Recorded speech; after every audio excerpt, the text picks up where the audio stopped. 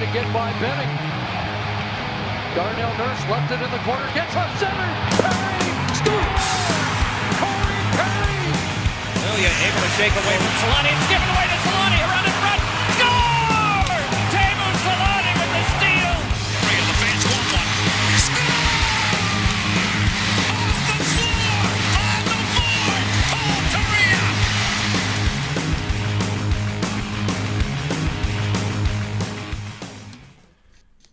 All right, we're back a week later. We missed a week, but it's okay. We're back with the Forever Mighty podcast. We've got a fair amount of good games to cover here. We're pretty much just going to talk about the last week in terms of the games, but we got a lot of topics to discuss. How you guys doing? Steven, you're back from vacay. Yeah, the thing I want to talk about right now, I think, is every now and then it comes to my attention that Americans discover that Tim Horton was a hockey player and not just a dude. And What? It's always so funny. Tim Horton was a hockey player. What? Yeah, he played for Oh, the I Menus. love that this happened on the show too. No, I know. I'm just surprised by it, so I was just playing into it. Did you just discover that now, Steven? Or? No, I knew. I was just. No. I've known that for, I don't know, a couple of years or whatever. But, like, Tim, didn't he play in, like, the 60s or something? it So, was like, way back. it's always so funny to watch Canadians be like, well, who did you think he was? A dude named Tim, like, who just liked coffee and small donuts. Like, what do you want from me? Yeah, a really But good it's dunk just, yeah. I don't know. I just assumed that he played, like, there's animosity between Tim Horton and whoever Mr. Duncan is because they played and, you know, Mr. Duncan knocked Tim Horton out of the playoffs in a Is this game what you 7. did on your entire vacation? Yeah. Just Yeah, write this down? Yeah, okay. Just think about Discover this. the origin story for Tim. Honestly, like, I'm probably a bad Canadian for this, but I've never looked into the story of like how and why he started that business. Like, wow. I thought you guys had to learn that in like Yeah, sure. elementary school. It was like Canadian That's- history. I It's was going to say that's required Canadian reading. Thanksgiving. It's It's actually in the about the curriculum. founding of Tim Hortons. I should. They've got this Justin Bieber promotion out now. Tim Oh, Biebs. great. Yeah. Oh man. They're like No. special Timbits. You know what Timbits are from Tim Hortons? They're like the donut hole. So, Oh, okay. Yeah. Yeah. so Tim Biebs. they're called Oh Tim my Biebs. God. It's really Tim bad. Biebs donut holes. That's so good. They're not bad, but like this, the promotion is it's everywhere. You know, everybody's obsessing over it. The merchandise. You can buy them for like regular prices. Like you can buy like a toque or something for like $20 from the actual restaurant. But then people are reselling them on like Craigslist and Kijiji for triple the price because every store only has like 100 pieces of it. That's fantastic. Yeah, they're like Yeezy shoes. Go on the market. It's like brown and yellow Tim Hortons toque that says Tim Biebs on it, and people are going nuts over it. Yeah, Interesting. it's great. I love it so much. What about you, Jay? How you been, bud? Doing all right. I don't know. I got a boring life. I wasn't in Cabo like you.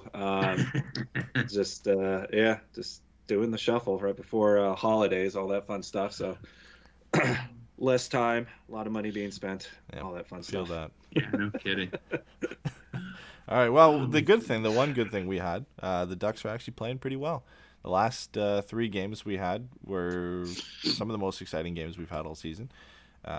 In not a great way for the Ducks because they had a couple 4-1 leads that they almost blew. Against the Kings, they ended up blowing a 4-1 lead and winning in the shootout, and then they had a 4-1 and a 5-3 lead against Vegas and ended up winning that one 6-5 in regulation. And then they flipped the script against the Flames. The Flames had a 3-1 lead. The Ducks came back and ended up losing that one in a shootout. But the real thing is, like, these games have been a lot of fun. The Ducks are playing some fun hockey. They've got, you know, a line right now in Zegras, Raquel, and Milano that is just playing out of their minds.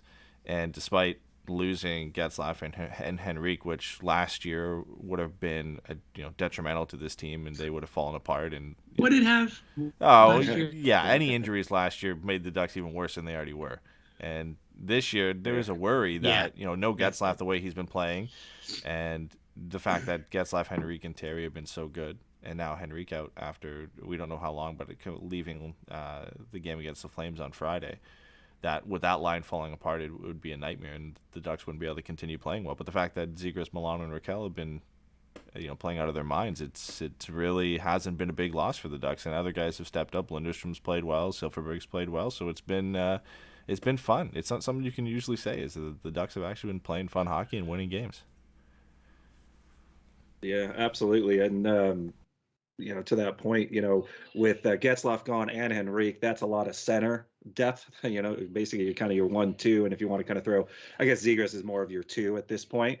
But to lose any significant portion of your top 2 of your top 3 centers and still be able to put up as many goals as they have has been really impressive. And to your point, really, really fun to watch. Like even when they're going down or, their play hasn't really picked up, there's not that like, okay, this is off the rails. We got no chance of coming back. Like even now it's they get down on by Calgary. They weren't playing particularly well in the second. They will get a late goal and then, a really nice goal in the third, but you always kind of had that hope that was missing for so many seasons that we can still get back. We just got to outplay them a little bit and, wait for our chance and make it happen. So it's been nice to watch. Steven, you end up catching these games, or were you away for most of these games, or did you end up coming back for these? I watched the Knights game and the Flames game. I got home from the airport and looked and I was like, oh, there's a game in an hour, so I'll watch that. If you had to pick one to miss, the Kings game was fun, but it was nerve-wracking because of the way they blew that lead. The goals were not great. They were point shots that deflected in past. I think it was Gibson in that game, right? Stolarz was against the Knights, so that was a tough one. But I mean, anytime you beat the Kings is fun, and the fact that they ended up winning it in the shootout was good. But yeah, the Golden Knights game and even the Flames game. The Flames game felt. I think Pat mentioned this in the in our group chat the other day, but it had a playoff feel to it. It was a really exciting, fun contest between 2 of the top teams in the Pacific Division right now. A little bit of edginess to it. Zegras and Tkachuk were going at it. So I think that one, despite the loss, was probably the most exciting game all around. And the first 2 games too, Vegas and LA, nothing happened in the first period in both those games. No goals. The games finished 6-5 and 5-4, and all the goals were scored in the second and third period of that game. So we had to sit through some pretty boring first periods in both of them. Yeah, I mean, the thing with, the Kings game for me is always a bummer to miss just because that's, historically been one of, if not my favorite sporting event every year is any Ducks Kings game. It's just the most fun for me. And, this year, some of that's kind of gone a little bit because there's not really, I think going into this year, you would have been excited to maybe see Byfield or Turcotte or Velarde or any of those kind of guys have a chance to play against Zegras and Terry and all the young guys on the Ducks. And, that's kind of not been the case. For the Kings, it's kind of been Deneau and Kopi and Brown and, Arvidsson a little bit, but he's not young. So, it's not the worst game, I guess, to miss. But overall, I think the thing about that game for me was I just heard about the Getzlaf injury. I didn't see the injury until I think it was pregame for the Flames games. I saw a replay of it, and I was like, "Oh, that's not good." Yeah. He had taken a hit prior to that, and he was a little pissed about it, and kind of was heading down all the way over. Just trying to find somebody to kind of exact a little bit of revenge on it, and he kind of missed it, kind of just tweaked it weird. So yeah, I thought it was more of his wrist because it kind of went weird into the boards with his wrist, but apparently it was his they say lower body, so that could be anything. Just from the clip, it looks like he kind of caught an edge and his ankle buckled a little bit, which or something. That's not fun. Tweet that's about Getzlaf's ankle too. Was that your meme that you made, Steven? It wasn't mine. Oh yeah. I blame Dave for that meme. I blame Dave for everything. But yeah, no, it's just one of those things. It's a bummer that he gets hurt right now, but it's interesting, right? And I think on this side of it, it's kind of nice to see that they played, 2 competitive games against 2 teams in the division that are expected to be, competing. The Knights, everybody expects by the end of the year to be right. Jack Eichel's already back skating and all that stuff. And then the Flames, they're kind of doing what you knew was they're playing Daryl Sutter hockey. Like, you just knew if they bought into his system, this is what they were going to be. And, they've got enough talent at the top of the roster. And, Monahan's kind of playing all right, but they've got Tkachuk and Gaudreau and, guys kind of generating.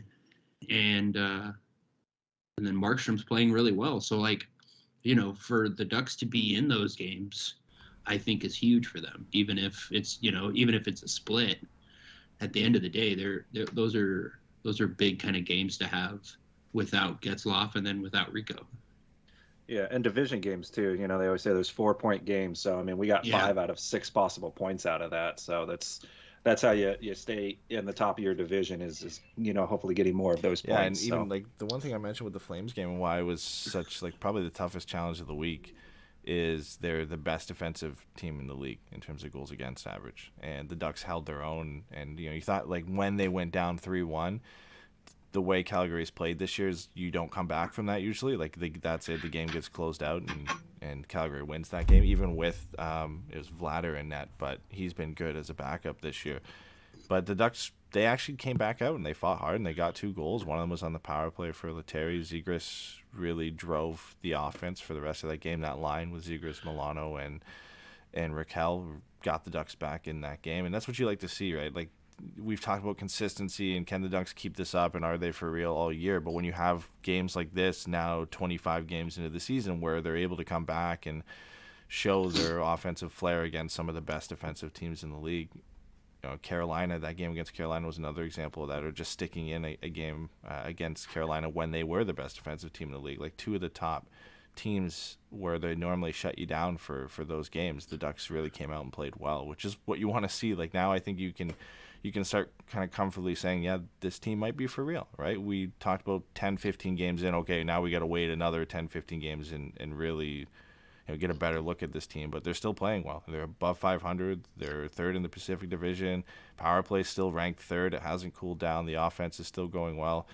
Defensively, it's been not as great as last year, but that's because they've kind of opened themselves up a little bit more offensively, which has obviously worked in their favor, right? Like they are where they are because of the way they've played. And somebody mentioned on Twitter during the week that it's like if you took some of the replaceable guys, the replacement level players on this team, and you brought in a couple impact players, like this is a for real team. Like they're a really, really good team. If you replace some of the Sam Steeles and some of the guys that aren't really going right now, and you put in some talented either youngsters in Perreault or Pastujov or Mctavish eventually, or you bring in some other guys like Debrosk or somebody like that who we talk about later, and they gel quickly, this team becomes scary pretty quickly. And that's something I don't think we expected to say 25 games into the season.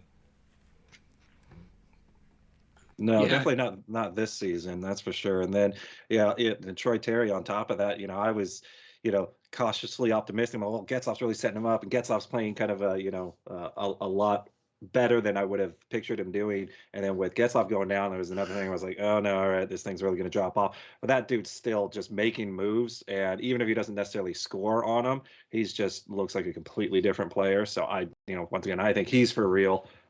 Kind of moving forward. So he's made that big step we were all kind of waiting, hoping for. So add in the young kids around that. This team's A, fun to watch, and B, doesn't look like anything's a fluke.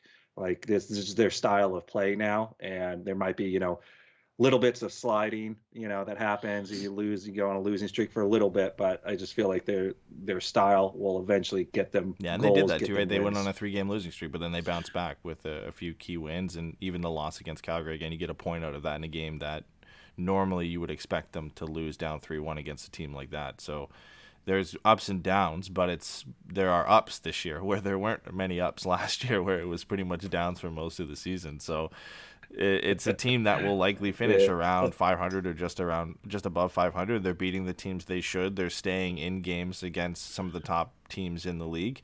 And the games they do lose badly, the 2 they've lost badly, have been two of the best teams in the league this year in Toronto and Colorado. And the only other big loss was against Winnipeg, but we've talked about this before. I think that 5-1 loss against Winnipeg, the Ducks played really well in that game, and they actually probably deserved to get 2 points out of it. It was just one of those games where the puck isn't bouncing for you. They're playing against a really good netminder. and the opportunities that Winnipeg got in that game, they took advantage of them. But you can't argue when you look at the record that they have. Everything is going well offensively, power play's clicking, and you've only had 2 big losses this far into the season to 2 teams that you could understand why they were big losses. Like, they are probably the 2 best teams in the league. If you saw Colorado and Toronto in the Stanley Cup final, I don't think we'd be surprised. So it's progress that, well, yeah. Toronto, yeah, you'd be yeah, surprised they got up past the first round, but the way they've played and the way their team is, right? Like, you can walk away from those games not as disappointing because you can understand, and then you can look at and say, okay, the Ducks eventually will get to that point. They're just going through a transition right now, and things have started to click a lot sooner than we thought they would. Yeah, I mean, there's the stat that we've kind of seen a couple times this week that, like, Anaheim, I think, has the second most goals from their defense of anyone in the league, and the first team is Colorado because they have fucking Cale Makar and Sam Girard, and that's just kind of what those guys do. But I think the thing that's most interesting, right, because, like, going into the Calgary game, like, I got to be honest, like, I was prepared for that to not be great because I was just like, I've never been so sure I was going to watch a coach get out coached, just because Daryl Sutter's been doing this for 15, 20 years. You know what I mean? Like, he just gets results playing this incredibly awful version of hockey and allowing, his forwards and his defense to just kind of try to smother the other team. Goalie makes big saves, and then, he just kind of has enough talent. I will say that's always kind of been the question, right, is whether or not the top end talent was going to be there to get him the goals that he needed. And, like, obviously with Calgary, they've got enough of it. Mangiapane's going off, and Kachuk and Gaudreau, like we talked about, and Lindholm, like Jay mentioned. Like, they've got guys who can contribute there. But, Anaheim, like, is just playing a very different style of game than I think I would have expected coming into this year. They're just playing really up-tempo. Like, I think I saw earlier this week that, like, Jay Fresh was doing 5v5 goals for and goals against, and the Ducks are dead even, 2-4-3, 2-4-3, like, just under 2.5 goals expected and for and against. And it's just like, they're just kind of playing well enough that they can get away with running and gunning. And, like, the top 4 defense for the team is playing really well. Like, both of them, last time I checked, had over 50% in expected goals and in Corsi. And, like, and at that point, it's just about what's going on when those guys aren't on the ice, but they're going to be on the ice for most of the time. And if, you stagger your lines, right, you put out some of your more effective attacking lines, and you can kind of mitigate some of the risk on the back. But, like, even then, like, Benoit's looked good. Mahura's been fine. And Shattenkirk's been producing. So, like, it's just one of those things. Like, it feels like it's for real, but it also feels like, the results could go away and the style of play could not change. And I think that's what I'm waiting to see, is if, anybody hits a cold streak, just a real solid cold streak, and what happens. Like, I'm looking at it right now. There is 2. Troy Terry has 15 goals. Rickard Rakell has 8. And after that, it's nobody has more than 6. And so, like, I don't know 100% what that means, but, like, if Troy Terry kind of dries up a little bit, then it's going to be really interesting to see what this team can actually do and how much that'll be on the power play. Yeah, I think they also kind of changed their style a little bit. I saw this stat a few days ago, so I don't know if they're still in that, but they were ranked second behind only Florida for rushes that involve defensemen. So, getting those defensemen involved in the rush, and I think even though maybe we don't have a whole lot of that next level scoring depth after Rakell and Terry, I think we have a lot of defensive help. So somewhere in there, forwards may not be putting it in, but the defense is helping out with that. So I think you kind of are moving those goals around, and you just have right now a couple of guys that are kind of at that extra high level of scoring goals. And, as long as they're coming from somewhere, I don't care if, we got, 4 guys that are just killing it, or if we got a whole team. You're scoring by committee right now. Like, Jay, you nailed it with the defensemen. Like, this week, 5 of our defensemen had goals. Right? It was the top 5. Benoit and Mahura were the only ones who didn't have any goals this week. And then the rest of the team, the only guys who had more than 1 were Rakell had 2, Terry had 2, and Lindstrom had 2. over the 3 games this week, and everybody else had 1 that ended up registering a goal. So they are getting goals from everybody. So it's not like, and I agree with you, Stephen. It is a worry that eventually, if Terry does, stop scoring at the rate he is, it does drop off pretty quickly. And a lot of pressure gets put on Rickard Rakell. But even then, I think with the way everybody's kind of been chipping in, Lundestrom gets a few goals here, Milano does, Zegras will eventually start putting the puck in the back of the net. The way he's shooting the puck, I think he's still, now with Henrique out, leads the Ducks in shots on goal. Eventually, they're going to start going in for him as well. And then you think when Henrique and Getzlaf come back, Henrique will pot a few goals for the Ducks too. So they are maybe one sniper away from being a really, really good team and having another kind of guy to rely on. Because right now it is Terry and Rakell. If you add another guy to the mix, they become a lot more of a dangerous team. They keep the dream alive, maybe eventually, but yeah, they are a team right now who I think they score by committee, and they work really well as a team, and you eventually add some more dynamic players to that, and that offense gets spread around the lineup a little bit more. But I think there's no surprise this week that the top performers were Zegras, Milano, and Rakell. Zegras now has 14 points in his last 10 games. Milano has 10 in his last 10, and Rakell has 4 goals and 6 points in his last 7. That line has been unbelievable. I don't think there's been a game where they have lost the shot attempt battle and have been below 50% in expected goals for. Through the 10 games that they've been together, they have a 63.33 Corsi for percentage, a 69.67 expected goals for percentage, and a 63.64 high danger chances for percentage. So they're just dominating, and it's not even close. When on the ice, no matter who they're playing against, they've gone against some pretty good shutdown lines on some nights, and now, this far into them and their success, teams are targeting them. You're getting their top shutdown lines going against them, and it just doesn't matter. They just tear you apart in the offensive zone. And they don't give up a lot of goals. It's not, run and gun. It's not high danger. It's not high event. They are just controlling the play, and you can't stop them. It's been unbelievable. It's been the most fun line we've seen in a really long time, and that includes Getzlaf, Terry, and Henrique this year, because they were just scoring goals, and they were playing really well. But, these guys are fun to watch. They're really, really fun to watch out there. Oh, no, we're losing Ed. We're losing Ed. Are you? You're kind of there. You keep fading in and out. Yeah. Why don't you just start from the very beginning? Was I cutting out? Welcome, everybody, to the Forever Money Podcast. Yeah, no, you just kind of fading out a little bit. Oh, I moved away from the mic, so that might have been. That might have been it. All of a sudden, my screen went blank and then back on, but then you started to fade away. No, it's okay. I'll restart it. I'll edit it after. But no, with Zegras and Milano, the way and Rakell, the way they've been playing together, it's just been unbelievable, right?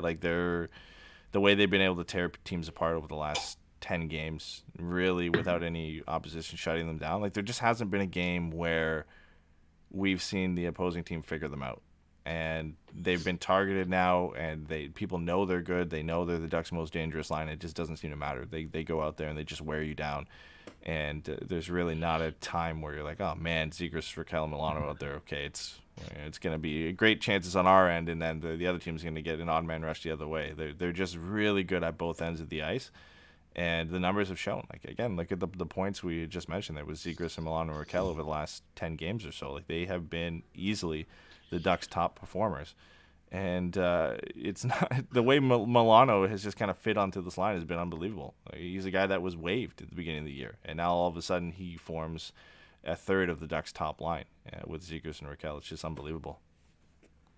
Yeah, I mean, and I think, the thing for me with Milano is I didn't know a ton about him when, Anaheim traded for him in the shore swap.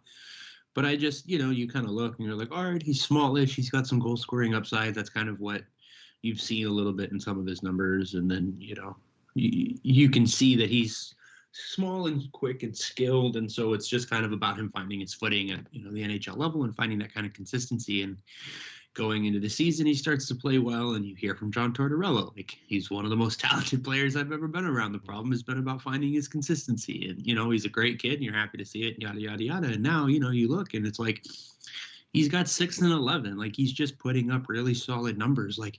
He's 12th. He's got less shots than Josh Manson.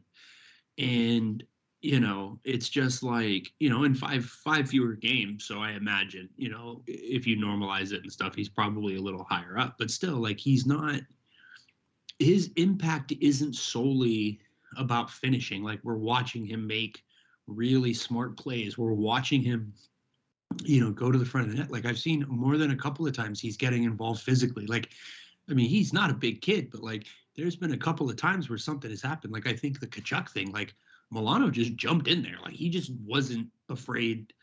He wasn't afraid to just jump into it when everything was kind of going down. Got a nice cross-check in on Kachuk, too. We love it. We love it so much. And, but it's just, I think that's all, like you're saying, that's just a sign of confidence and chemistry. And, like, putting a player like Raquel on that line who's got a history of being able to finish and stuff like that, it just kind of really balances it out, and it's just nice to kind of see that line buzzing. And, it sounds weird because, like, it's kind of something I've been thinking about with Getzlaf going down. You kind of almost need more from Troy Terry as far as generating for his line mates. And, we'll see if he's going to be able to kind of do that. It's impossible to kind of replicate without a player like Ryan Getzlaf, but he's going to be asked to try to be a little bit more than he's been. And that's a high bar. He's been incredible, but he seems like he's got it. And I just think, you look throughout the lineup, like Isaac Lundstrom's coming along really nicely as far as just being a good two-way, 200-foot center. Like, there's just a lot to be encouraged about. So even if, the goal scoring dries up and this team kind of falls back into where some of the preseason predictions had them, like, I don't think there's really any way to come out of the season with anything but a significant amount of optimism. Yeah, moving forward, if things kind of don't quite pan out, we don't get those 1-goal wins, they become 1-goal losses or something like Right. that. It's just the talent that we've got and the style that we're playing now just bodes well for next season and the seasons after that. So it's definitely gonna be fun to look see how this year ends and then how the next few years start going, because I think we're already kind of it was a real quick rebuild. Yeah. So they kind of like, hey, in this offseason, yeah, we're finally rebuilding. Then boom, all of a sudden we're actually contending for top spots in the division a quarter of the way through the season, and now it's kind of like, oh, okay, well that was tough.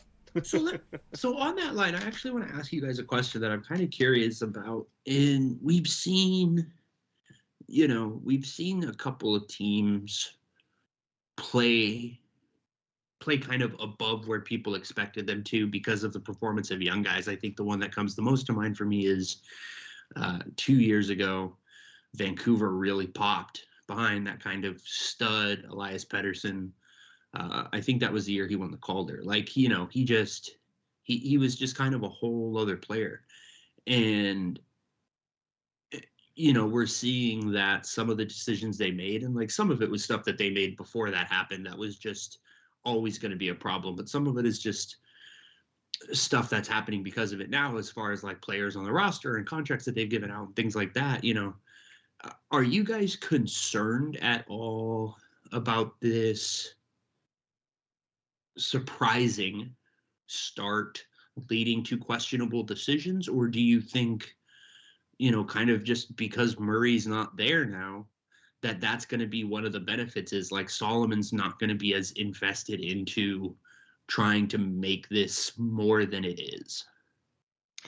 That's my hope. My hope is that he kind of, doesn't mess too much with it. I think he's definitely going to be a little bit more savvy in the trades or the free agent signings than Murray was. And I think, my hope is, I don't really have a track record on him, is that, he will, look at those fancy stats and then really kind of try and plug in people where he sees an opportunity to improve the team. So, I hope they don't tinker right now too much with it. And I think they're kind of in a good spot contract wise over the next couple of years anyway. So they've got some of that room. But, right now it's a lot of young players. You want to just see them progress and, not cut too much into their development as they're kind of taking off here. Yeah, it's going to be interesting to see what their approach is, right? There's a lot of good signs this year. Raquel, I think, is the big one, because he's playing on the Ducks' hottest line right now, and it's hard to not sit there and say, oh, man, like, we'd love to see this for 3 or 4 more years. But, at what cost does it come at is now you're blocking him down for 4 or 5 more years, likely in a new contract, probably $4.5 million too. And, you have 2 examples of, and not that Silfverberg and Henrik aren't good players, but 2 examples of what that can do to your roster and what that looks like cap-wise of re-signing guys when you probably shouldn't have just because the team was playing better than expected. Contract year. Yeah, you don't want to fall into that. And, Raquel is great, and he's been great this year, and I'd love to have this Raquel for the next 3 seasons, but there's 2 or 3 seasons before this of prior experience and play from Rickard Raquel that hasn't been great. And, you would love to think that Trevor Zegras and Sonny Milano are the remedy to this, and they might very well be, but I don't think it's worth the risk at this point. So, yeah, in the past, Bob Murray would have locked Rickard Raquel up to an extension at this point, and all would have been said and done. But I think, just based off Solomon's comments when he got put on board, is that he said they're going to follow the rebuild plan, and that was when the Ducks were still playing well at that point. So hopefully they stick to that, but we'll know relatively soon, right? Because once we go into the trade deadline, he'll have to make hard decisions on Josh Manson, Rickard Raquel, and Hampus Lindholm, and that will really show you what direction the Ducks are going in. And they'll likely still be a good team at that point in time, but they should be nowhere near being buyers. And the tough decisions will come on players like Raquel and Lindholm and Manson. And I'm still in the belief that at the very least Raquel and Manson have to get dealt out, but Lindholm will be a tough one. I think the other thing that I also wonder, because so so let me say this. This is not logical, thoughtful thinking, right? This is very much an emotional kind of train of thought. But I wonder if you look at some of the prospects in the system right now that are really popping. You look at guys like Perreault, as well as you've got Mctavish, and not to mention some of the other guys that are like we've already talked still on this roster. You've got Lundestrom and Steele and Terry and things like that. This team playing this well, I think there's something to be said, and I think I may have mentioned this to you before, Ed, of they have earned the right to try to make the playoffs, right? Maybe when you get closer to the deadline, if it's really kind of fallen back down to earth, I think that changes it. But as of right now, I think you can look at this team and say, they have earned the right to really try to make a push. Is the quality of the prospect pool, and this is sacrilegious, I understand this, is the quality of the Ducks prospect pool at the goal-scoring wingers positions good enough that it's almost accepting Raquel as your own rental and letting him walk in free agency? Is there anything to be gained by not flipping him for picks and prospects or a player like Debrusk in order to say, you guys have earned the right to make a run of this? I get it. I see it, and I understand where you're coming from with that, because you want to reward the players for the way they've played, and you don't want to go off and just sell at the trade deadline. Say, sorry, this is the reality of what the team is right now, and now you guys are gonna have a tougher go at it. I think, though, you can still sell, and you have enough guys who can immediately come up, like you'd mentioned, Jacob Perreault, and potentially for replacements, that the Ducks aren't going to go into this deadline and sell 5 guys. It's just not going to happen. I think Raquel is a likely one. I think Josh Manson is another one, and then Hampus Lindholm is a really tough one on whether you keep him or trade him. I don't think they move both Lindholm and Manson at the deadline. I think Lindholm is the most likely to get re-signed, but he's also stated himself that he wants to explore free agency and see what that is. That doesn't mean he's going to leave the Ducks, and it's simply he wants to just see what else is out there. Sometimes there's just curiosity there, and you want to see, what other teams are interested in and what the offers are going to be, and maybe he comes back to the Ducks. But I think at least just on Raquel's side of thing, I think you can replace him with a younger player or with somebody else who jumps up into the lineup that it's not signaling to the team that you don't believe in them. It's just, hey, like, this is a decision we have to make at this point. We can get something for him that's going to immediately help us in the future, whether it's a top young prospect or a first-round pick this year, and explain to the office it's just something we have to do. And you've got a kid like Perreault who's going to come up. Now that means you can't move Henrique, and if you had an offer, and Raquel and Sam Steele, and just sell the farm and move everybody else out and go bare bones for the rest of the year. I don't think that's fair to the guys. I don't think that's a good signal to them. But I think with players like Raquel, they understand that listen, he's a UFA at the end of the year. If the organization doesn't think he's going to be around, I think everybody understands that you kind of have to move him at this point. Like, the players understand just as much as everybody that this is a business. And Rickard Raquel's situation is a little bit different than, say, moving Adam Henrique, who's under contract, right? I think for them, they understand that one a little bit more than it would be, moving guys out. Even guys like Sam Steele is not playing well, who is a RFA. You have control over him, so you don't necessarily have to move him. He's a guy you could keep around if you want to, keep a little bit of stability in the roster. But yeah, for Raquel, I think that one is. You kind of got to get what you can get for him. I don't think it's beneficial for the Ducks to try and make a run to lose in the first or second round and get nothing for a guy you probably could have gotten a first-round pick or a top prospect for. Yeah, the other wrinkle in that, too, is that Lindholm and Raquel are BFFs. So if you end up trading Raquel and he's on another team or becomes a free agent, and now Lindholm's looking as, I don't have my best friend here, I don't know exactly what Anaheim's doing, but I'm going to get paid a lot of money, and maybe I might thought about sticking around because Raquel was here, but now he's traded and gone for a guy who's already seemed like 1 foot out the door. That's another little wrinkle in it. I mean, I don't know what you do with that knowledge or that tidbit, but you potentially end up losing someone like Lindholm anyways, especially if he already moved his boy out. So yeah, I don't disagree with any of that. I just think this is one of those parts where, like, the human part of it, to me, kind of like what you're saying with Jay, is like, how does moving Raquel affect Lindholm? Like, the way Lindholm has played this year, he looks like a guy that you would be interested in extending, given, one, the level of play, but two, that his timeline doesn't seem like it's quite as disconnected. Like, there was always the thought that because of his age, he was the closest one. I think he's like 2 or 3 years younger than Raquel and Manson. There's always the thought that he would be the one who could kind of be a little bit of the older guy for the next competing window. And I don't know, like Eddy's, we had Olin Zellweger have a 6-point night the other night. He's a left-handed guy, and like, some of that doesn't matter, but some of it does. And so, like, I don't know. It's a weird thing to me because I just think there are a lot of people questions around this team.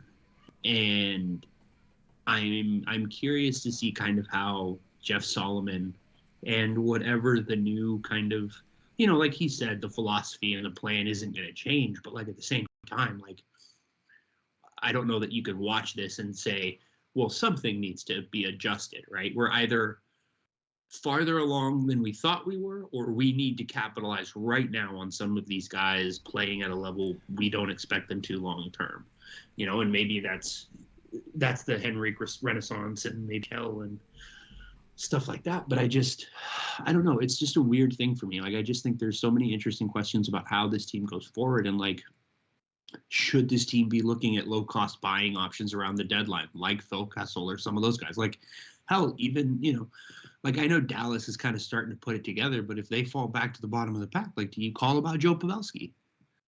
Like, I don't know. These are all just, random names and stuff, but I just think, like, it would be very hard for me to walk into that locker room the day after trade deadline and be like, you guys will figure it out. You're fine. You didn't really, earn right to really make a run at it. And I don't know. It's just I gotta make a lot of friends in the locker. Yeah, no, I know. You're not You going guys to make didn't earn any it. friends. We're shipping It's hard to strip it all down, right? Like, yeah, I don't think I just said this too, but I don't think you can strip down and trade Lindholm and Manson together. Like, the blue line is decimated at that point. Mahura could come in and it'd be Mahura, Benoit, and Fowler on the left, and then it'd be Drysdale and Shattenkirk on the right, and then you have to bring somebody else up from San Diego. to fill that spot, and then the blue line just looks awful at that point. I think you can mitigate, you can get rid of Manson, and you can shift things around, and you can make it work at that point, and it's not as great as it was, but if you don't want to re-sign, Manson at the end of the year, I think you can get something for him at the deadline, and teams would be interested. If you want to stick with him for the rest of the year, I don't think his value is as high, and I don't think you're going to get as much for him as Raquel, just the way he's played. But again, he's a right shot defensive defenseman, so there's going to be plenty of teams out there who love what he brings, with his physicality and his size, and his ability to, again, play on the right side and be a right shot. He's going to have teams coming after him. So I think you can lose one of them, and you can make do with that. And maybe you go out and you bring in somebody who doesn't cost you a lot, like a 4th-round pick or whatever, a veteran that you can mitigate the loss there and have another body in the locker room than having to pull from San Diego at that point. So maybe they do that, or in the Manson trade you get another a cap hit back to help, and that guy should slot in the blue line. So there's possibilities there. But yeah, and I think up front, again, if Raquel leaves, you can either do the same thing, bring in another forward who has a higher cap hit. The team wants to shed some salary. The Ducks have talked about their willingness to do that in the past, so you could do that. Or again, Jacob Perreault, who I think is going to get a shot here at the end of the season, just feels like a logical time and decision at that point to say, okay, it's now end of February.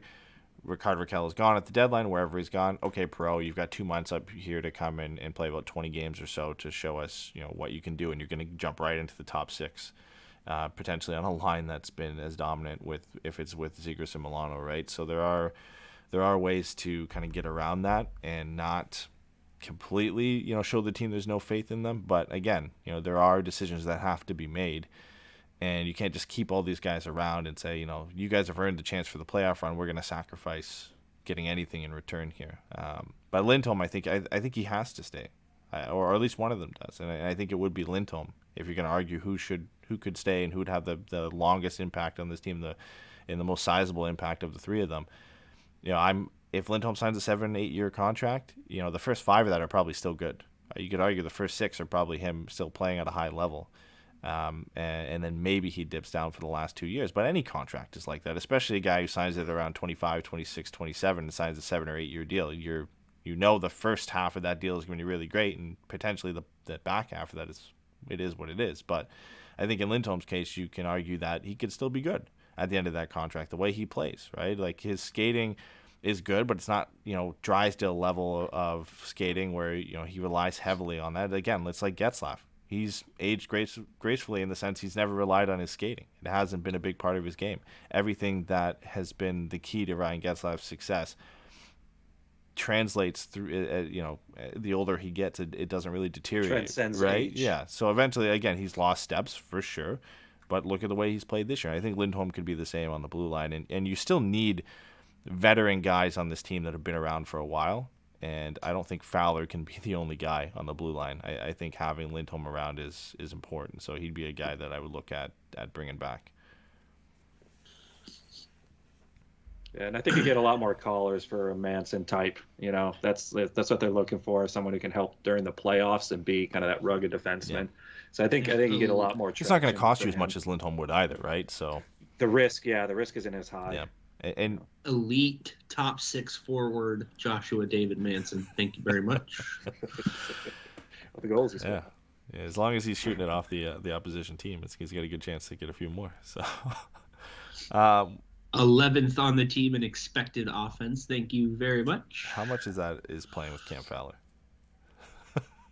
I don't know. Cam Fowler's only a couple ahead of him. I'll let you have this one. A guy I want to talk about is Jamie Drysdale, if we're going to talk about defensemen, because I mentioned this on, I think, a week ago on Ducks Morning Brew. I just feel like he's not getting enough credit, which we're used to for Ducks young players and Ducks players in general around the league. But, Trey Terry kind of demanded. Yeah, let's bang that drum. Let's go right into it, dude. Yeah, just right into nobody likes them. Let's do Trey it. Terry demanded attention, obviously, with the point streak. And the fact that he sat top 5 in scoring. Trevor Zegras, with his play and obviously everything leading up to joining the Ducks, is generated notoriety.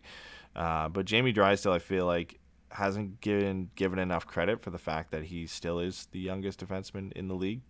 There's only 4 defensemen under 21 who've played 10-plus games. It's Moritz Seider, Tobias Bjornfot, Bowen Byram, and Jamie Drysdale have played 10-plus games under 21, and Drysdale's only one of them that's 19.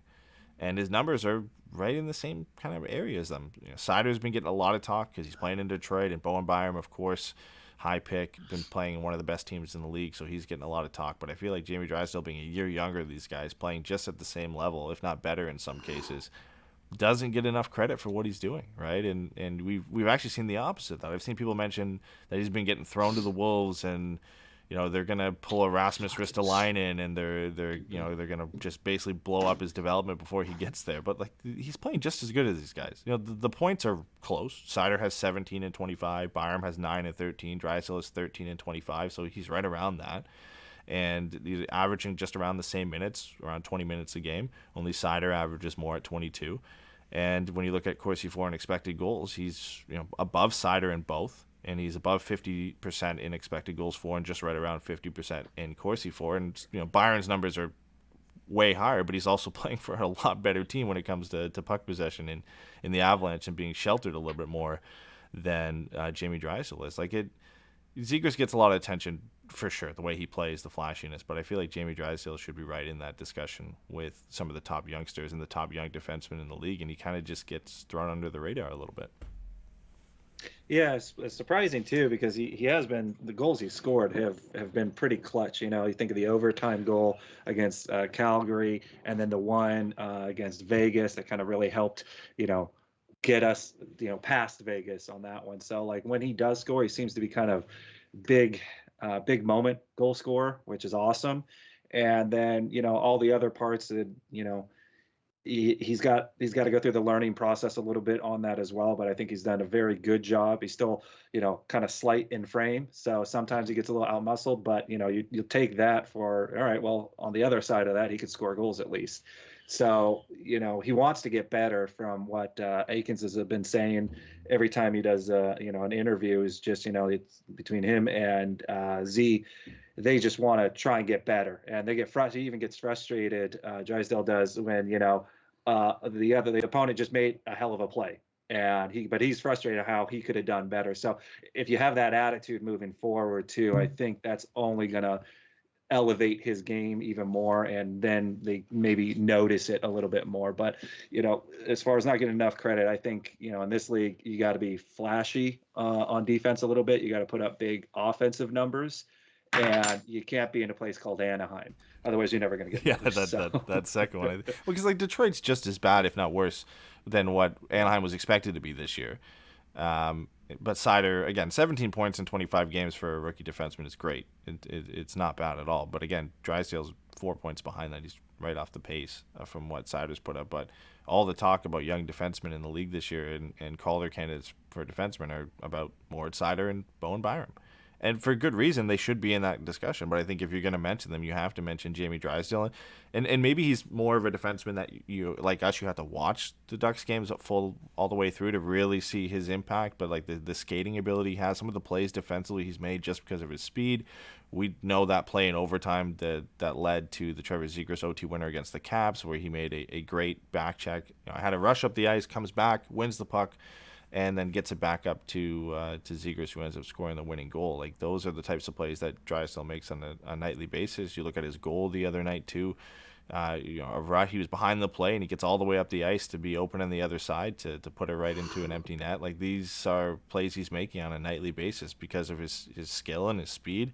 And it's not something that gets on the highlight reel the next day. Right? It's not flashy. He's not dangling anybody. He's not bombing a one-timer from the point. He's just doing a lot of good things, but they're not as visible unless you're watching the full 60 minutes. So I think, and then again, playing in Anaheim as well does hurt him a little bit. But again, he's 19. Like, that's the thing. Everybody always mentions this for good reason. Like, he's a full year younger than two of these guys that we're talking about here. So he could be in a better spot than they are now next year when he's 20, right? So it's unbelievable that he's playing the way he is, and he's such an important part of this team already. Because normally, if things hadn't gone normal in his development and COVID hadn't shut down the OHL season, this would probably be his rookie season. He wouldn't have even played in the NHL last year, and he still might be in Erie this year if that was the case and they had a season. So it's just unbelievable he's doing what he's doing anyway, despite not getting enough recognition that he probably deserves. Well, I think part of it too for me, right, like with Jamie Drysdale specifically, is that it just feels, I don't know. So like, I think sometimes with advanced stats, like we can kind of lose sight of the bigger picture, because like the thing that annoyed me about some of the conversation going into this year is like Jamie Drysdale's like WAR stats like looked awful. You know what I mean? Like I think it was Jay Fresh who had, like his 2% his game, his player card from last year. He's like a 0% WAR player. Yeah. And I'm like, okay, but he was 18 playing 24 games for one of the worst teams in the league, like the second worst team in the league. Like, I don't know what his numbers are supposed to look like. And if you watch the games last year, you can go, yeah, there are times where he is clearly not adapted to the speed and skill of the NHL game. As an 18-year-old dude who wasn't supposed to be here, I'm not that worried about that, right? We talked about it a lot last season. You can see the way he's leveraging his strengths to try to either overcome or make up for his deficiencies, right? Like Jay said, he does get pushed around a little bit. Well, one of the things I've noticed watching him this year is he's engaged physically more. Like he's not going to be a guy like Manson that's going in and throwing his body around, and you don't want him to be that guy. But like he has been very aggressive trying to stay on guys' hips in the corners and, giving them those little half checks, like cross checks, to be like, no, I'm right here. Like I can see you and I can skate with you. And, his play is just smart. Like his skating just allows him to be so much better than his experience level at this point. And so, I just think he kind of came into this season just kind of behind the eight ball a little bit, because like some of his underlying stats were terrible. But like, again, 18-year-old defenseman playing the first 24 games of his career for the second worst team in the league, the worst team of which is a historically awful run franchise who just watched their Hart candidate leave. Like, I just think with him that there is just somewhat of a predisposition to him not getting the appreciation that he kind of deserves this season. And then to whatever extent, he's also getting kind of just noticeably outshined by Milano and Terry and Zegras and, the Gibson and Getzlaf resurgence. Like, there are plenty of reasons to look around and be like, yeah, he's not the number one story in Anaheim. But to your point, when you look at who he's in the company of, like, yeah, man, like he's playing really well for one of four dudes under that age, and like, I like Bjornfoot. Like, I think he's probably going to be a very good player, but he's still got a lot to go. And so does Jamie Drysdale. And like, Jamie Drysdale's kind of been a better player for them this year than Bjornfoot's been for LA, and Sider's playing on the Detroit team that has literally nobody. And Owen Byram plays for, one of the two or three best rosters in hockey. So, I think it's one of those things where, like, I'm kind of fine with it being Anaheim's axe to grind as far as him getting ignored, but like, it's definitely a real thing.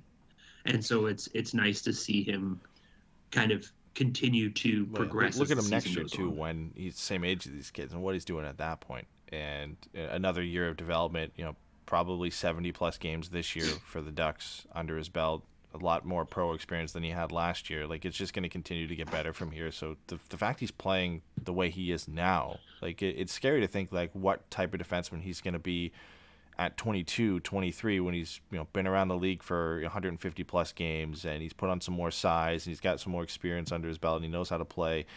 Like, he's going to be an unbelievable defenseman for this team and in the league. He'll be one of arguably the top defensemen in the league, the way he's projecting at this point.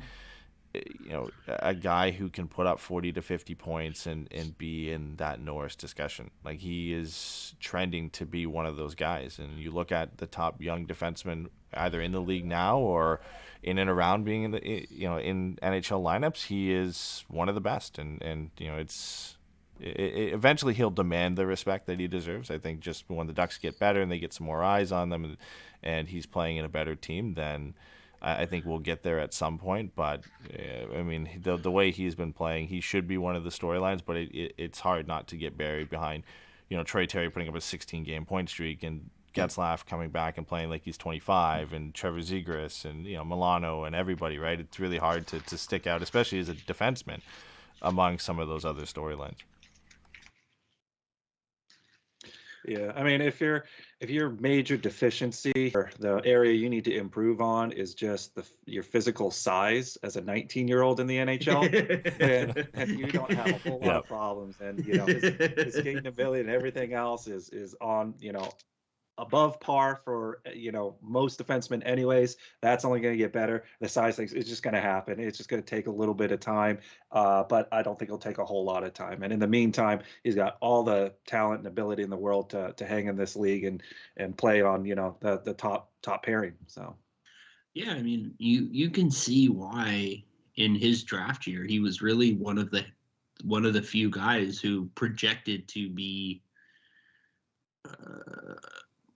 number one defenseman caliber, right? Like, in his draft year, there were a number of other defensemen, Sanderson and Schneider, and players that bring different types of things to the table. But like, the degree to which his offensive game and the floor for his offensive game is so high that to already see him making notable improvements defensively, like, you get why he was the one that they're like, if there's like a number one defenseman in this draft, it's him. And like, obviously that could all change as everything happens and whatever. But like, you can just look at him and it's nice. Like, you can look at him and Zegras and go like, yeah, no, these are the two guys that Anaheim's historically been missing. And cool. This is going to be fun. Yeah, exactly. Yeah, and I think like when you look at the draft too, like, not to say that Alexander Holtz, some of the other guys that we're looking at aren't going to be good players at some point, but it quickly shows you that maybe that was the right decision at that pick, because Lafreniere's been good for the Rangers, but he again, the Ducks wouldn't have been able to get him anyway, but he hasn't been a number one pick caliber. Byfield's been hurt. Stützle has been pretty good for Ottawa. Lucas Raymond obviously has been excellent this year. And then Sanderson we haven't seen yet. But then below Drysdale, Alexander Holtz played a handful of games for the Devils, has looked okay. Jack Quinn's playing in the American Hockey League. Rossi's playing in the American Hockey League. Perfetti's playing in the AHL. And then Lindell is up with the Panthers this year. And Jarvis is up with the Hurricanes. But I think like at 6, like, Drysdale right now looks like the clear best player from anybody that was picked below him. And obviously time will tell, but I think now it was a safe pick and a good option for the Ducks because they needed a young stud defenseman at the blue line. They didn't have one. They've got a lot of good young players down there, even before they brought in guys like Zellweger last year. But they needed this guy, and whether it was going to be, I think it was a foregone conclusion it was either going to be Sanderson or Drysdale, whoever was available at that pick. And luckily for us, it ends up being Jamie Drysdale. But there's no question going back and looking at that draft and you can't really argue with the fact the Ducks made the right selection at that point. They've got a lot of good young wingers coming up to play with Trevor Zegras, but they really needed this young defenseman to take them forward. And he's he's proven everybody. If anybody doubted him at 6, he's proven them all wrong at this point. All right. Okay, so we got a couple things left. We want to talk about Jake Debrusk. And he's asked for a trade out of Boston and what the Ducks could get for him. And then we have a few updates on some of the Ducks prospects. But let's dive into Jake Debrusk. He's asked for a trade out of the Boston Bruins. A pretty good young winger. I think he's 24, 25, former first-round pick. I think 16th overall in 2014, I believe. Good first 3 seasons in the NHL with Boston. Projected 20-goal, 45-point guy. And then last year lost his spot to Taylor Hall. Lost ice time, production went down, finishing went down. Same thing this year. Even I mentioned you guys before the show, even with Marchand out in their last game, he was playing 4th line on the Bruins, which is I don't know if it's a result of him asking for a trade or what, but a really interesting option for the Ducks to potentially go after. Darren Dragon mentioned there was about 12 teams, if not more, interested in the guy, so a lot of competition there. But what do you guys think of Jake Debrusk? Not a guy I've watched a ton of, admittedly. Like, I've seen highlights of him, and obviously when Boston comes into town and we play the Bruins, you get a glimpse of him here or there. But could be one of those pieces that, again, in like Sonny Milano, you go out and get a former first-round pick, and he just fits well when you give him the ice time he deserves, and could be a real good option for Anaheim. Yeah, no, I mean, his name has kind of come up a little bit. Like his name came up last year, right around the same time that they were looking at, Virtanen up in Vancouver, as far as trying to find maybe devalued and underappreciated or underutilized, forwards, and the Virtanen thing's a whole other fucking ball of worms. But as far as Jake Debrusk is concerned, like, you get what about his game is exciting. You know what I mean? Like, Cam Neely, like, pushed him in front of the fucking bus the other day. But, like, one of the things that he made a comment about, he's like, this kid's fast. Like, his speed and his foot speed is really what makes him dangerous. And then that allows him to kind of be effective. And, like, if you're Anaheim and you're looking at this team and the way that they've adapted an up-tempo kind of game and a rush-heavy game, like, I don't know why you're not picking up the phone right now to see. I mean, the proof of concept as far as his potential is there. Like you said, he's had 3 good seasons. I think he put up like a 20-something goal season, 43-point year in like 2018-19. Yeah. And like, there's enough there that, like, if I'm just Solomon, I'm calling and asking. And like, look, like, I think, the deal that makes the most sense is some version of a swap of him and Raquel. Raquel gives them the kind of top 6 goal scoring forward that they're looking for. I think if you have Raquel and Taylor Hall on the wings of a line, even if that center is, Charlie Coyle, who's good but not great, like, you're doing okay. Having Jake Debrusk on the 4th line, especially with guys like Lazar, is kind of a waste. So, I think if you're Anaheim, I think you got to make that call. I don't know, how hard they're going to stick to whatever line they have as far as, like, former first-round pick who's put up 20 goals or whatever, all that crap. But, like, he seems like a player that Anaheim should be decidedly interested in bringing into Anaheim, just based on his timeline, his skill set, his position.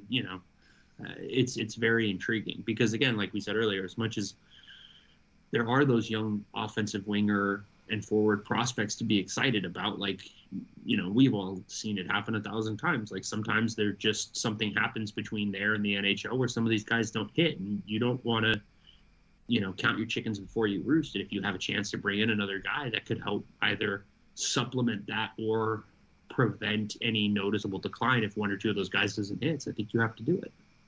Yeah, and I think, with Debrusk asking for a trade too, that also puts Boston in the position or at a slight disadvantage. The teams that are calling know that, hey, you're not really playing this guy. He doesn't want to play for you. He's a restricted free agent at the end of this year. So there's a whole lot of lose it or, move it type of deal thing. So they that bodes well. And I think Steven's right. Raquel just makes the most sense because Boston has not been great out of the gate, and their window is shrinking pretty quickly here, and their cap hell coming up is going to be pretty hard. So it's like, hey, if we can get another kick at a can by having Raquel for this season, even if we don't resign him, he's going to produce more than Debrusk is, and we're going to have a hard time, trying to move him, later anyways.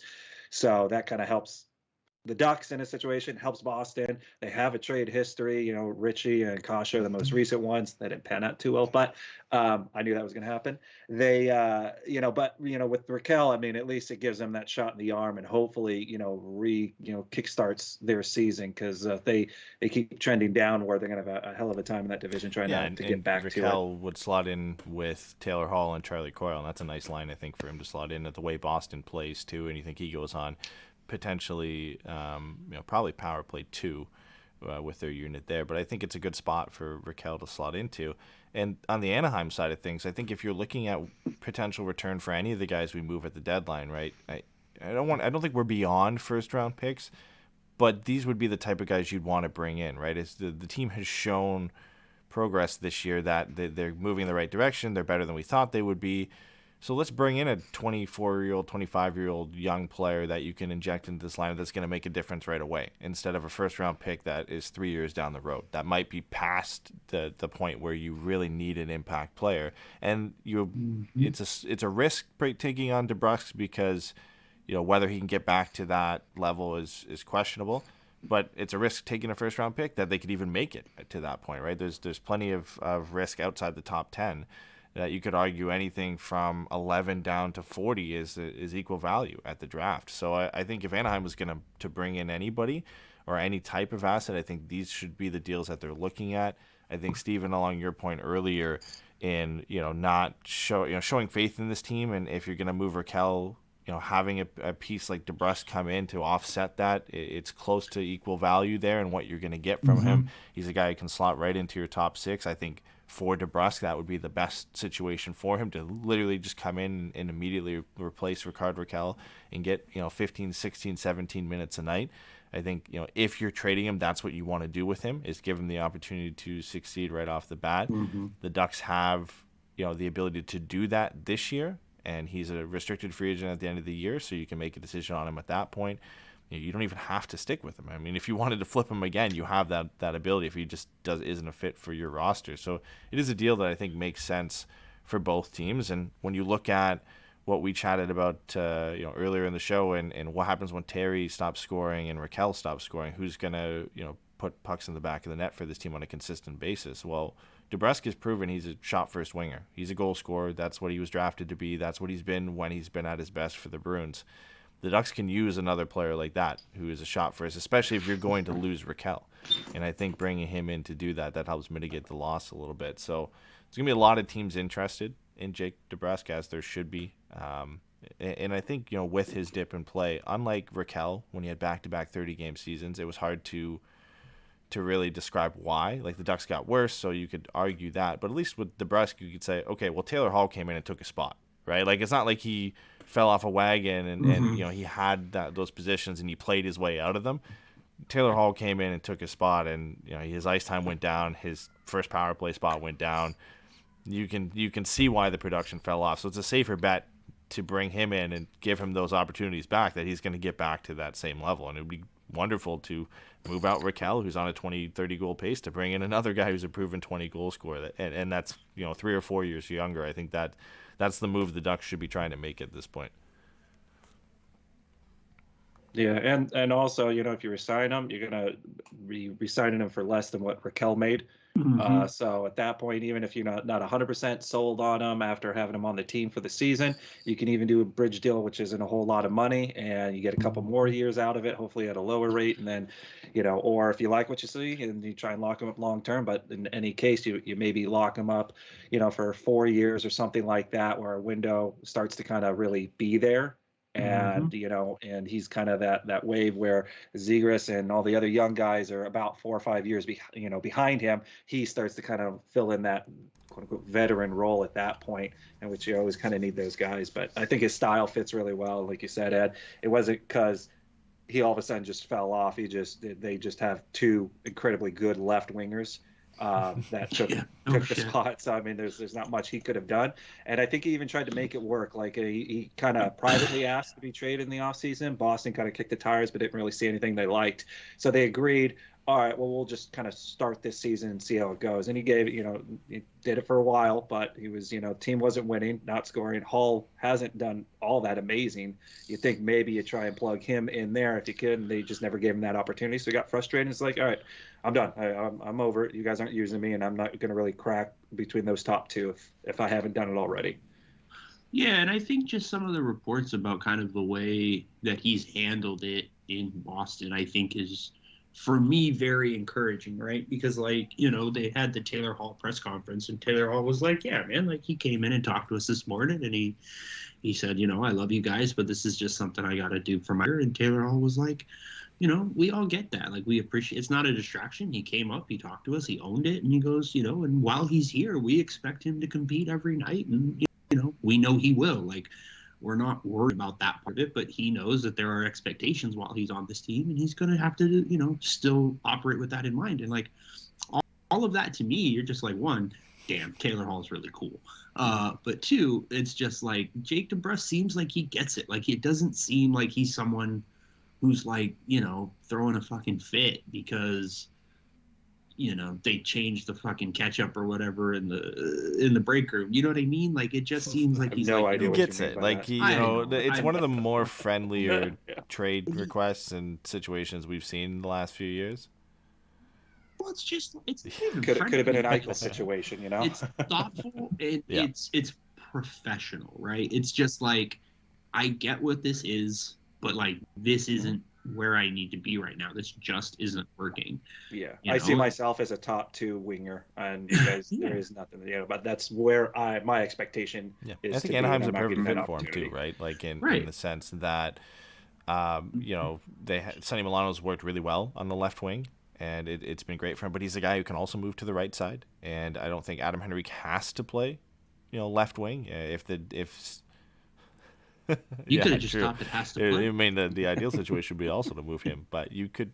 Yeah, Debrosk has a nice place to slot in on the left in Anaheim, especially with Maxime Comtois and Max Jones out this year. Even if it Absolutely. is just an audition for him as a restricted free agent to just show what he can do, it's a really great spot for him to go and just prove himself with a good young team, playing with potentially with somebody like Getzlaff and Terry on that line, or playing with Zegras and Milano on that line. Like, it would be a spot that I'm sure if you asked him and he could be completely honest about it, I'm sure it would be a great spot that he would love to come and slot into that lineup. You know, we talk about trades like this all the time. We'd love for it to happen. It's one of those that just makes too much sense for it not to happen, then it never does, right? Like, and I think the Ducks could get more too. Yeah. Right? Jake Debrusk still has a lot of value for what he's done in the past. In you know, the short, it wasn't too long ago that he was playing at a top level. But I think you could, if it was Raquel, you could get Debrusk plus, you know, a third-round pick or a second-round pick or a B-level prospect. You could get that pick. Bring Chris Wagner home. Let's go. Oh yeah, no, I not a love chance. him, He's man. a I don't Boston think they're gonna player. do that. Yeah, but Well, especially they if, like, buried him this year, which made me very sad. but if Raquel keeps doing what he's doing, kind of a resurgence as Yeah. well, his stock definitely goes up. And then, like you said, Ed, you could possibly get something extra on the side there. You get both of what you want, right? Oh you my get God, you dude, get could the you- young okay. player you can slot right Yeah. in, and you get a pick or a younger prospect that's a bit more of a project. Fabian Lysell. Let's do it. They might Let's have to send trade for Manson Lysell. at the same time in that deal. Just kill two birds with one stone. Send Grant. They can have both Yeah. of them at 50% retained if they send back. I've Lysell. thought about I that like honestly Lysell. for some of these teams like Toronto and Boston who are against the cap, who need like a defenseman and a winger.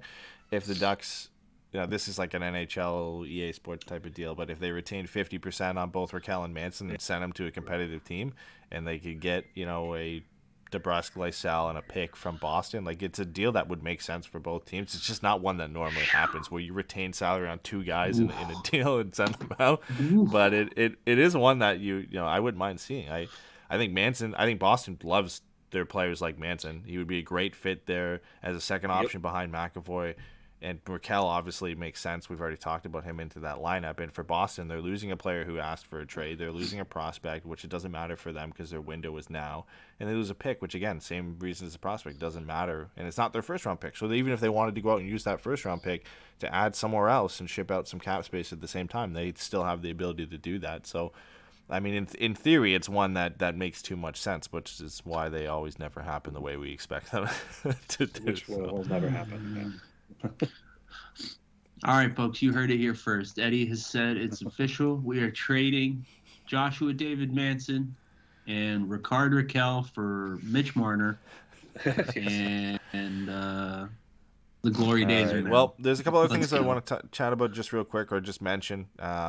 Mason Mctavish has been really good, and since getting sent back to Peterborough, he's got 5 goals in his first 3 games, had a hat trick in game 1. He's got 22 shots on goal in those 3 games, and he's 68% on the faceoff dot since returning. So great to see him doing well. He and Olin Zellweger, who just put up 6 points in a game a couple nights ago, were named to Canada's Team Canada's selection camp roster for the World Junior Championship. And Sasha Pastuov and Ian Moore were named to Team USA's preliminary roster for the World Junior Championship. So the Ducks could have 4 players between Canada and the U.S. at the tournament. I'm not sure if they would have anybody else. I think it would just be those 4 potentially who would be there. But Jacob Perreault was the surprise one who wasn't named to either roster. He was eligible for both. I think it's because the Ducks just didn't want to loan him because of it would be. I think they had plans for him later on in the year, and also it would be a tough loss for San Diego to lose him at that point. But good to see those guys doing well. It'll be fun to watch another maybe Canada versus USA final. Pastuov versus Mctavish potentially this year, instead of Zegras versus Drysdale. Drysdale, yeah. Oh man, that would rock, especially if it ends with them playing right on the after same the team final in Guelph or something like Mctavish that. gets traded to Guelph. They got to play together. Be like the Zegras God, that would Drysdale rock. flight home. That flight home. Exactly. All right, let's get into our predictions for this week. We got 5 games. It's a 5-game road trip this week. Couple back-to-backs. Monday, Tuesday against Washington, Buffalo. Thursday against Columbus, and then Saturday, Sunday against Pittsburgh and St. Louis. Jay, you want to start us off here? What do you think? Jeez. Man, 5 games, two back-to-back. 7 days. That's crazy. A lot of flying around. I think Getzlaf is going with the team, so he's on the trip with him. He hasn't been put on IR, so it seems like they're just kind of waiting to see how the ankle. Oh, sorry, think, literally just immediately right now, responds. Getzlaf was just placed on the IR. So, Placed on the IR. Yeah, Okay, like so- right now, I Was just he saw a really? tweet that he got placed on the IR. It's good. So, but that's retroactive too. So I think at some point he'll probably come back. But I think so for that first game, Washington. I think that's going to be a hard task to start that game. We did beat Washington, so I think maybe they're a little bit more ready to play. And Ovi's just Ovi, so it's a factor. Yeah. He's probably going to score a goal or at least 2. So I feel we lose Washington. We play the next night Buffalo. so. I think we can take Buffalo on that one. Columbus, they're struggling. Their goaltender is injured, so they still got some good goaltending, but they also don't have Line. So I think we can win that one. Pittsburgh, usually when we go in and play in Pittsburgh, it doesn't usually go terribly well for us. For some reason, it doesn't go well for Gibby. That's a Most stolen. If we got Stolzar in there, then we're maybe a little bit. I actually think we'll beat Pittsburgh, and then I think the back-to-back and go to St. Louis, and we beat St. Louis, but St. Louis is St. Louis, so I feel like we probably lose that one. So I think we lose the first and last, but everything in Steve, what do between you is got? all good. Yeah, I mean Jay's got it at 3-2. I think I'm a little bit more inclined to go with 2-3. I think, like he said, I think Washington's going to be tough. I think, Buffalo is in a free fall right now, so I think that's a game that they should be able to walk in and take one. Columbus is kind of overperforming a little bit right now, but they're not in. I don't know. Like Columbus is, I had Columbus and the Ducks in the exact same neighborhood going into this season, which is they're going to be 2 of the 5. So obviously I don't know what I'm talking about, but I still think, I think that Buffalo and Columbus, I get where Jay's saying that Pittsburgh hasn't been great, but at the end of the day, like it's still Pittsburgh. And I think I would go loss, win, loss. Like, I just think it's 2-3. I'm sure one of those goes to shootout. Just by nature. But I would expect to come out of this with, 5 points at best. Yeah, I mean, I think those games Saturday, Sunday are going to be tough, especially Sunday. Like like Jay said, it's a 5th game in 7 days. It's going to be real tired legs for that game, especially if Getzlaf and Henrique are out for the entire week. There's not going to be a lot of rest for some of these guys. I think Buffalo and Columbus are wins, or they should be at least. I think they win the first 3. I think Washington is going to be a tough game. It's tough to play in Washington, but I think they can come out with wins against Washington, Buffalo, Columbus. I think they make the Pittsburgh game tough and lose in either overtime or a shootout, and I think that St. Louis game just gets away from them. I think it's just going to be too hard to show up for that game with the way they've had to play with 5 games on the road. I know they're not really long road trips to go from Ohio to Pennsylvania and then to Missouri. It's not really that far, but it's going to be tough. A lot of road travel on that game on the road. How would you know Saskatchewan? Yeah. How would you How many know? kilometers is that? Jesus. Why'd we get Yeah, out of come that on, just guys. now? I don't know. It's not. I'm not wrong. It's not that far for travel. Yeah, they're not Saying cross-checking Missouri, back like, and you forth, put up but Missouri. still, Shut up. you play a game, you get on a plane, you fly, you land, you have to go to the hotel, then go Yeah. play, get back on a plane. When's the go to last time next we city. had I a mean, 5-game road trip in that'll like, get an old entire pretty week? quick. I think this is. I don't really see this that often. Dude, Whoever that's put that together. This is so tough. bad. Yeah. I scrolled down earlier to look at it, and I was like, "Oh my god, 2 Yeah, back-to-backs." the Ducks play the most games of anybody this away week. They're the games. only team that plays 5. There's a few teams that play Jesus. 4, and then everybody else plays 3. But yeah, that's a tough one. But yeah, I mean, that I hurts. think we all agree they're gonna at least get 2 wins. Like Buffalo and Columbus are games you have to win. And the way the Ducks have played this year, they've won all the games they should win. They beat Ottawa and all those types of teams. So Buffalo and Columbus, you should, as long as you play those games against Washington, Pittsburgh, and St. Louis close, then that would be pretty good. But that's gonna do it, I think, for today. We'll be back. Well, I'll be back tomorrow morning with Ducks Morning Brew, and we've got some Patreon shows planned. Upcoming here that we have to get to, and then we'll be back next week with another weekly show.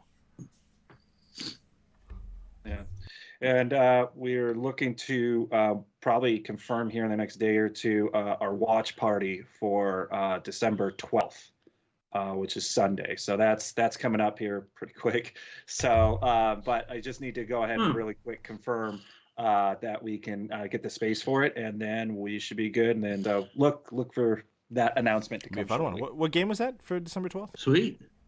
I don't know either. But I have no it's idea. coming up soon. That'll be fun. All right, guys, stay tuned. Thanks for coming out. Well, I guess not coming out live, but listen to the show after the fact. And we will see you next weekend. Take care, guys. Bye, guys.